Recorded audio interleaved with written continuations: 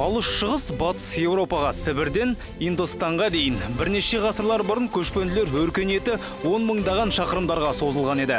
Қазіргі уақытта көшпенді тайпалар тәуелсіз елдің тұрғындарына айналды. Алайда олардың бәрі өздерінен ежелгі мәдениеттерін көздің қарашығындай сақтап келеді. Номадтар дәстүрмен заманауи өмір қалай үйлесім табуда? Этноспорт бағдарламасы осы жайлы.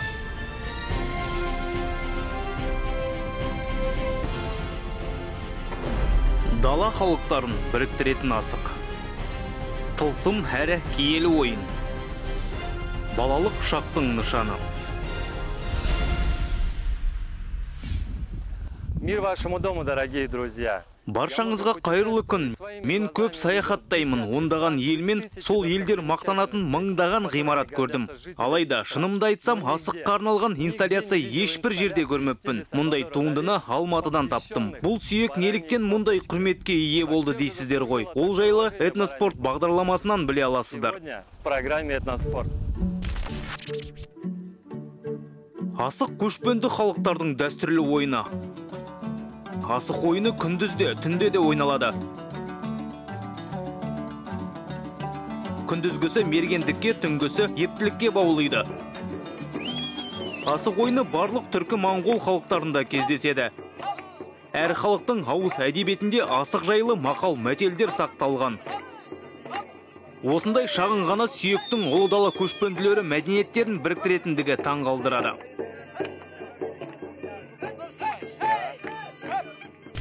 Номадизм или кочевничество в мире много там разновидностей, но на пространстве Евразии көшпенді халықтар әлемнің жер-жерінде бар. Қалайда Еуразия кеңістігінде ұлы дала деген түсінік бар.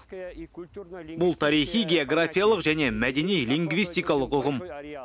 Ол даланың қамтитын аумағы кең. Хианган тауларының шығыс бөлігі Манчжуриядан Моңғолияның шығысынан бастап 7,5 мың шақырымға созылған. Ең батыстағы көшпенділер қазіргі Венгрия халқы өздерін мадиярлармыз дейді. Шығыс славян тілдерінде болса, венгрлер деп аталады. В восточно-славянских языках только венграми называют. Әрине, кімнің асық ойынының автор атанғандығын анықтау мүмкін емес. Ойын бірнеше ғасырлар бойы жалғасып келеді. Оның бір қатар түрі бар. Олар хан, ханталапай, хан ату, құлжа ату, құмар, қақпақыл, сасыр, бес асық деп аталады. Атауларының санына қарабақ, бұл ойынның танымалдылығының қаншалықты болғандығын аңғаруға болады. Оның кең таралғаны соншалық, қазіргі құмар ойындармен де салыстыруға болатын. Асық ойнаған азар, доп ойнаған тозар, бәрінен де қой бағып, қозы өсірген озар деген сөз бекерден шықпаса керек. Балаларда, ересектерде, әйелдерде, ерлерде асық ойнаған. Демек, асық бәріне ортақ ойын.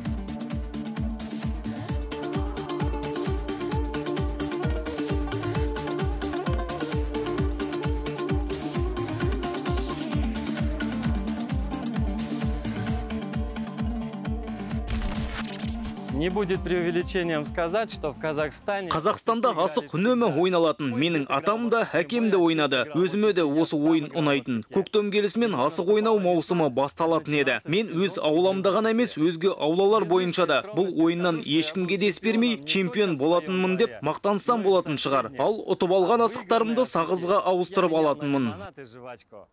Марат аға, мен де ойнасам қалай қарайсыз? Маған ойын ережесі жайлы айтып өтсеңіз, жаңа ережелері бар ма? Әрине, бірге ойнайық. Асық ойыны мынадай. Мына шеңбер 2,5 метр болады. Оның ортасына 7 асық қоямыз. Кейін оларды 1-2 метр қашықтықтан атамыз. Шеңбердегі 4 асыққа тигізген ойыншы жеңіске жетеді. Осымен ойын тоқтатылады. Кімнің жүрісі бірінші болатынын шешу керек. Әдетте мұны төреші шешеді. Иіргенде түскен қалпына қарай асық алшы, тәйке, бүк, шік деп аталады. Кім бірінші тұрса, сол ойынды алғашқы болып бастайды.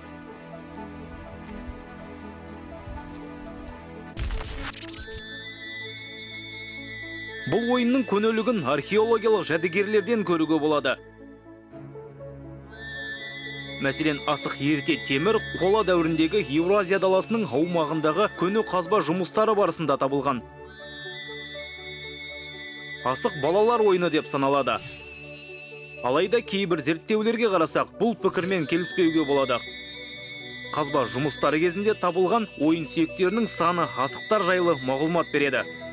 Жасөспірімдердің жерленген жерлерінде әлдеқайда көп асық табылған. Демек, балалар есейген кезде асық жинай бастаған. Қарсыластарынан ұтқан асықтар олардың жеке мүлігіне айналатын. Обычно играть вдвоем. Сіз үшінші болып атасыз. Можно и третьим. Арман аға, можете присоединяться играть. С удовольствием. Тряхну стариной. Ага, давайте. Пошла. Сонымен 0-1. Пока Шерхан 1-0. Ойынды жалғастыра бер. 2-0. Жалғастырамыз.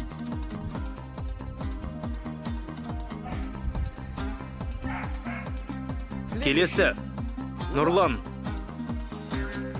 Тигізбедің. Арман. Нурлан, можно твой? Нұрлан, сақаны әперіп жіберші. Давайте. По Пожалуйста, очереди да. играть. Так. Әзірге 2-0. Тигізе алмадың. Монғолиядағы қорғандардағы қазба жұмыстар барысында археологтар ғұн кезіндегі жерлеу орындарында да асық тапқан. Ол асықтардың ерекшелігі бар. Оларға өткір зат пен ерекше белгілер таңбаланған. Олар адамның қандайда бір руға, тайпаға қатыстығын білдірген деген болжам бар. Яғни өзіндік мөр тәріздес болған. Арман, сенің кезегің. Жарайсың, тигіздің. Тағы бір рет, енді біраз жақында. Оған жақын шеңберден атуға мүмкіндік береміз. Тағы бір мәрте байқап көрейік. Арман, ал баста, тигіздің, жарайсың.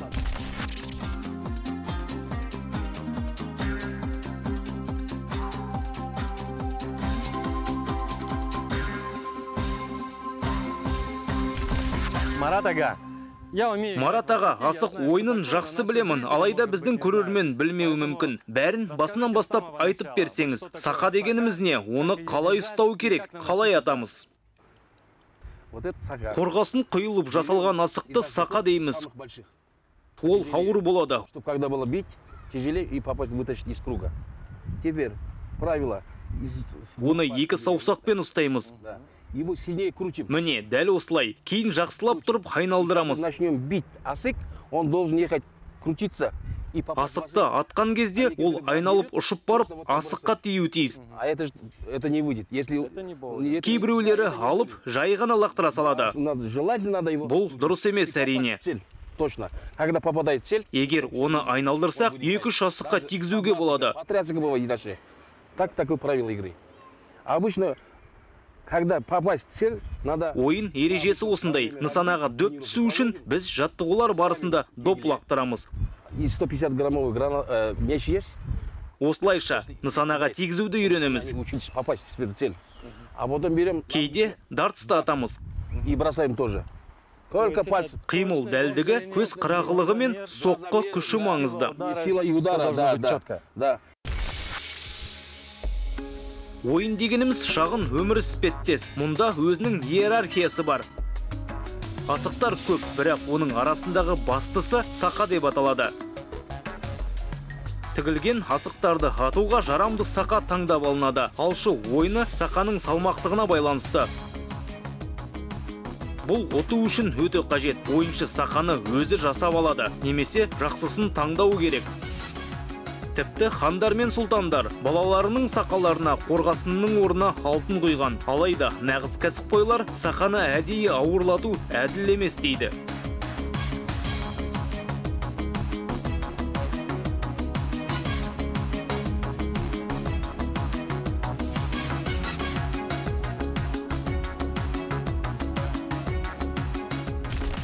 Сенде асық көп шығар. Жоқ, бұған дейін менде асық көп болатын, ал қазір мына 5-еу қалды. Только эти 5. То есть вот это вот Демек, 5 асық сенің сүйікті ойының болды ғой. любимая игра. Да. Иә, бұрыннан бері асық ойнаймын. Асыками, то, что занимаюсь давно, Сондықтан бұл ойынды ұнатамын. профессионал, и поэтому люблю эту игру. Асық көне ойын. Қойдың асығы алынады. У асыка есть 6 сторон. Оның алшы, тәйке, бүге, шіге, омпы, шоңқай деп аталатын 6 қыры бар. Осымен 2 жылдан бері асық ойнаймыз. Бұрындары таспен ойнайтын, кейін асық ойнала бастады. С камнями, а сейчас в данный момент играет с асыками. Қазір 5 асық ойнаймыз. Қыздар нағыз ойынның қандай болатынын көрсетеді. Назначили правила. И так, как двухсторонняя игра. Ереже бәріне ортақ. Қыздар кімнің бірінші бастайтындығын шешіп жатыр. Қыздар бастауларыңа болады. Все. Значит, тайка. Тәйке түсті, оның басымдығы бар. Демек, Мадина бастайды. Ата-бабаларымыз асықты тек ойын үшін ғана қолданбаған. Өйткені көптеген көшпенді халық үшін үй жануарларының асығы киелі болған. Бұл жайлы белгілі ғалым Шоқан Уалиханов жазған болатын. Мәселен, қазақ халқында өзге түркі халықтары сынды асық пен бал ашу кең тараған болатын. Асықтардың көмегімен өте қиын, күрделі шешімдер қабылданған. Қазіргі уақытта тиынды лақтырып шешім қабылдағанға біраз ұқсас. Ежелде көптеген көшпенді халықтар сүйектердегі сызықтарға қарап, адамның тағдырын, болашағын, отбасын құру мен балаларының дүниеге келуіне дейін көре алатын. Ну вот я еще вспоминаю, моя бабушка, она как-то... Менің әжем асықпен бал ашатын, былай лақтырып, болашақты болжай алатын. На то, что выпало, она что-то могло там даже говорить, что произойдет. Вообще вот это вот... Мен көптен бері қолма асық ұстаған жоқпын. Шамамен 30 жыл өткен шығар. Давно не держал, в руках лет 30. И вот сейчас... Асықты ұстаған кезде балалық шағым есіме түседі. Воспоминания детства накатывают на меня. Есейген кезде көп нәрсені жоғалтады екенбіз. Бұл бір сиқырлы дүние. Көшпенділерді ең кең таралған қарапайым ойын қазақтарда хан деп аталады. Ойынның ережесі барынша жеңіл. Алайда ол сонысымен қызық. Негізгі асық сақа болады, оны хан сайлайды. Ойыншылар жиналған асықты ортаға 2 қолдап иіріп тастай береді. Асықпен ойналатын ойынның тағы бір түрі ханталапай.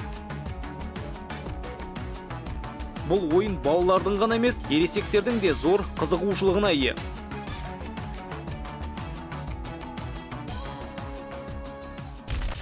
В общем, сейчас в данный момент проходит... Дәл қазір асық бойынша республикалық турнир өтуде. Месяц назад... Осыдан 1 ай бұрын Астанада халықаралық турнир өткен болатын. Туда в прошлом году Киргизия приехала, а в этом году из Якутии... Ол сайысқа Қырғызстан қатысты. Биыл турнирге Якутия келді. Из Якутии команда, международный турнир. И мы там... Біздің Мадина сол жарыста 3-ші орынды иеленді. И достигли таких результатов. Сейчас в данный момент... Асықтардан блиц турнирлерде ұйымдастырылып тұрады. Турнир проводится. Бізде асық ойыны сақталған, оған ұқсас ойындар да бар. Сіздерде де осылай аталады ма? Бізде ашық ойын деп аталады. Қазақша әріптермен айтар болсақ, осылай болады. Біз кезінде бұл ойынды ұнататынбыз. Қазір жастар аса қызығушылық танытпайды. Мен ойнап көрсем бола ма? Неден бастаймыз? Бірінші асықтан бастаймыз. Лақтырамыз ба? Иә, міне мынау басты асық. Оны лақтырып бір-бірлеп жинаймыз. Мына қолмен бе? Иә, осы қолмен. Все, в сторону положишь, да. Жоқ, қазір сенің қолың өзге асыққа тиіп кетті. Бұл қателестің деген сөз. Ошибся. Будем считать, я не задел. Да. Мен шеңбер бойынша өтпек болдым. Вот, сейчас. Міне, енді екеуден ойнаймыз. Играешь. Главным берешь по 2. А, по 2. Так, переиграем, извините. Нет, дай-ка я. Жоқ, мен өзім көрсетейін. Біраз жоғарырақ лақтыру керек. Вот, бросай. Вот, двойку. Своя техника. Да, своя. Повыше. Жақсы, түсіндім. Двойку сыграй. Да, правильно. Теперь вот эту двойку. Вот, нет, не получилось. Хорошо. Теперь... Енді үшеуден ойнайсың, бірден үшеуін алу керек. С главным оском Вот эти все три берешь? Жоқ, болмады. Ну, с первого раза здесь так. Иә, бірінші ретте үшеуден алу оңай емес. Қазір бірден төртеуін алып көремін. Ага. Какая хитрость здесь. Жоқ, олай да болмады. Ежелде асықты пышақпен тазалап болған соң көкке лақтыру дәстүрге айналған. Егер асық иіріліп түссе, қуаныш болады дегенді білдірген. Ал кері жағымен түссе, адамдар олары болады деп айтқан екен. Иә, мен Монғолияда туып өскен. Бұл асық деген ойынды біз сол Монғолияда бала күнімізден ойнап өскен ойынымыз. Онда енді бұл қазақта да, Монғолда да енді біз түрік тектес халықпыз ғой. Айтады адамға бір жақсылық тілеу үшін, жұмысынан табыс тілеу үшін асығың алшысынан түссін деп айтады. Сол енді асықтың киесі шығар деп ойлаймын. Бала күнімізден қыз балалар дөңгеленіп отырып, 4-5 асықты бөліп ап, содан кейін былай қаршып ойнау, шапшыртып ойнау, бір қаршып, бір сау, әуелетіп ойнау деген ойындарын қыздар ойнайтын. Ал ұлдар болғанда асықты атысып ойнайтын, ат жарыстырып ойнайтын, асықпен аты бәйгеден келетін. Енді бұл асықтың сондай киелі ұғымдары өте көп болған. Моңғол халқы енді асықты өте көп ойнайды. Оның тағы да қаншама түрлері бар ішінде бөлінетін. Енді оның барлығын біз бала күнімізде ойнап өскенбіз. Қазір ойнап көрсетер едім, қолымда асық жоқ болып тұр. Айтпақшы, бұл асықтар тұрмыста да қолданылыпты. Мысалы, тоқыма станоктарында тіпті музыкалық аспаптарда пайдаланылған. Көне аспап жетігенге байланысты өте қайғылы, бірақ әдемі аңыз бар. Ежелде далада аштық пен түрлі сырқаттар белең алған кезде бір қарияның 7 бірдей ұлы қайтыс болыпты. Сол кезде ол кепкен ағаштан музыкалық аспап жасайды. Оған аттың қылынан 7 ішек салған, ал әр ішектің астында тиектің орнына асық бекітеді. Бұдан соң әр баласы жайлы 7 ән шығарып халық арасында осындай аңыз тараған.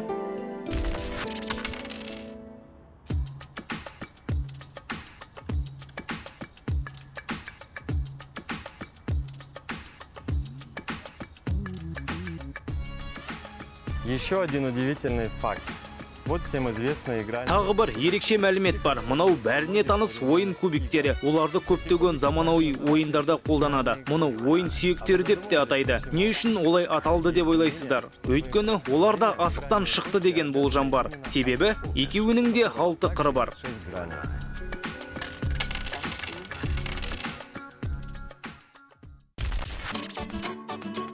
Қазір асық ойыны кең тарай бастады. Асық ату федерациясы құрылып отыр. Оның бас офисі Астанада орналасқан. Жыл сайын түрлі турнирлер мен чемпионаттар өткізіледі. Айту керек, жуырда ойынның жалпы ережелері қабылданған болатын. Яғни асық ату нағыз спорт түріне айналды. Асық ойынында қазіргі уақытта бір ереже бар. Ол ер балалар арасында шеңбер ішінде ойналады. Ал қыздар ойыны 5 асық деп аталады. Бұл спорт түрінен ел чемпионаттары ұйымдастырылуда. Жалпыға ортақ ереже болуы тиіс деген шешімге келдік. Ер балалар шеңбер ішінде тұрады. Онда 13 асық болады. Олардың 7-уіне тигізу керек. Ал 5 асықта бір ереже бар. Яғни ұпай саны 120-ға дейін жетуі тиіс. 120 очков набрать. Асық өзге заманауи спорт түрлерінің түп тамыры саналады. Жуырда Қырғызстанда бильярд пен асықты біріктірді. Бұл ойын айкур деп аталады. Мұнда шарлардың орнына асық қолданылады. Ал ойынның өзі ЮНЕСКО-ның материалдық емес мәдени мұралар тізіміне еніп отыр. Халықаралық сарапшылардың айтуынша асық когнитивтік және дене машықтарын дамытады. Мәдениеттер арасындағы байланысты нығайта түсіп, түрлі этностар мен өскелең ұрпақтың жақындай түсуіне жағдай жасайды. Асық балалық шақтың нышаны, ел халқының ауызбіршілігін нығайта түсіп, бірлік пен өзіндік ерекшелігін қалыптастырады.